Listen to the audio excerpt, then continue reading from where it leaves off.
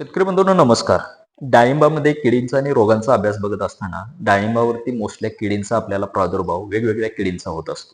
मग त्याच्यामध्ये पिनहोल बोरळ असेल, त्याचबरोबर खोड बोरळ असेल. पिनहोल बोरळ असताना ही किडी मुळातच आपले जे हे खोड पोखरणारी जी अळी आहे त्याच्यापेक्षा थोडी वेगळी राहत असते.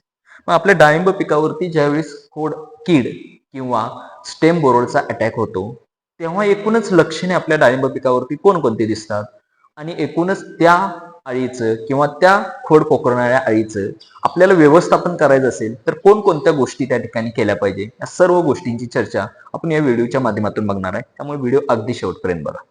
आता बघायला गेलं मुळातच ही जी कीड आहे किंवा खोड अळी सुद्धा आपण म्हणू शकतो, ही मोस्टली आपल्याला झाडाचं जे खोड असेल त्या खोडावरती ती अटॅक करत असते.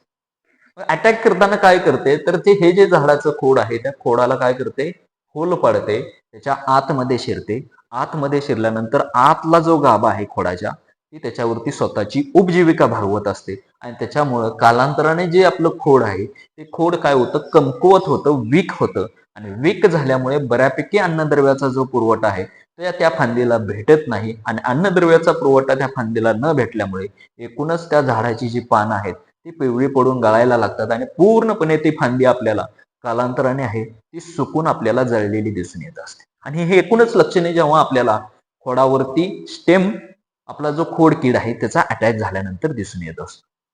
आता जेव्हा हे आपल्याला लक्षणे दिसतात त्याच्यामध्ये हे जे छिद्र आहे त्याच्यामध्ये आपल्याला हा अळीचा आतला जो भाग खाल्लेला आहे त्याची आपल्याला भुसा वगैरे त्या ठिकाणी चुरा आलेला दिसून येत असतो.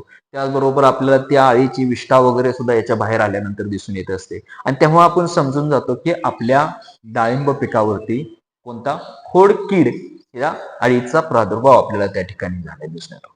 आता ह्या किडीचा किंवा ह्या खोडकीड किंवा खोड अळीचं आपल्याला व्यवस्थापन करायचं असेल तर काय केलं पाहिजे. व्यवस्थापन करत असताना ज्या ठिकाणी आपल्याला अशा पद्धतीची लक्षणे दिसून येतात त्या ठिकाणी भुसा ज्या ठिकाणी बाहेर पडलेला असतो तेव्हा एक लोखंडाची तार घ्यायची, ती आतमध्ये घालायची, आतमधली आळी असेल तर आळी नष्ट करायची, बाहेर काढायचा, भुसा वगैरे असेल तर बाहेर काढायचा आणि जर फांदी पूर्णपणे जळाली असेल तर शक्यतो कात्रीच्या साह्याने किंवा सिकेटरच्या साह्याने कट करायचं, गोळा करायचं आणि ते प्लॉटच्या बाहेर नेऊन आपल्याला काय करायचं, नष्ट करायचं. का तर त्याची पिलावळ परत वाढून अजून आपल्याला भविष्यामध्ये इतर झाडावरती इतर खोडावरती आपल्याला अटॅक झालेला दिसून येतो. आता त्याचं नियंत्रण रासायनिक पद्धतीने करायचं असेल तर कसं करू शकतो. जे खोड आहे त्या खोडामध्ये सिरिंजच्या साह्याने आपल्याला हे जे औषध आहे इमामेक्टिन बेन्झोइट असेल 5% तीव्रतेचं 2 ग्रॅम प्रति लिटर किंवा फिप्रोनिल जे आहे 5% तीव्रतेचं 2 मिली प्रति लिटर द्रावण तयार करायचं. सिरिंजच्या साह्याने आपण ते आतमध्ये इन्सर्ट करायचं किंवा ढकलायचं आणि त्याच्यानंतर काय करायचं, ते जे खोडाचं छिद्र आहे ते मातीचा लेप देऊन चांगल्या पद्धतीने मुजवायचं, जेणेकरून आतमध्ये गॅस तयार झाल्यानंतर ती जे अळीमध्ये जे काय अंश असतील आतमधले ते पूर्णपणे नष्ट होऊन एकूणच आपल्याला त्या खोड किडाचा चांगल्या पद्धतीने नियंत्रण आपल्याला त्या ठिकाणी दिसते. त्याचबरोबर प्रिव्हेंटिव्ह मेजर्स, जर खोड किड्याचा प्रादुर्भाव आपल्या प्लॉटवरती होऊच नये म्हणून त्याच्या अगोदर काय काळजी घेतली पाहिजे, तर जे क्लोरोपायरिफॉस 20% तीव्रतेचं जे क्लोरोपायरिफॉस आहे ते आणि त्याच्याबरोबर कॉपर ऑक्सिक्लोराइड ह्या दोन्हीचं मिश्रण किंवा दोन्हीची पेस्ट तयार करायची आणि पेस्ट साधारण जे आपल्या झाडाचं खोड असेल ते झाडाच्या खोडाच्या जमिनीपासून ते साधारण वरती 1 ते 2 फुटापर्यंत आपल्याला ते पूर्णपणे काय करायचंय, पेस्ट करून घ्यायचंय, जेणेकरून आपल्याला आपल्या प्लॉटवरती किंवा आपल्या झाडावरती ह्या खोडकिडीचा प्रादुर्भाव होणार नाही आणि त्याच्या माध्यमातून आपण चांगल्या पद्धतीने ह्या गोष्टी करू शकतो.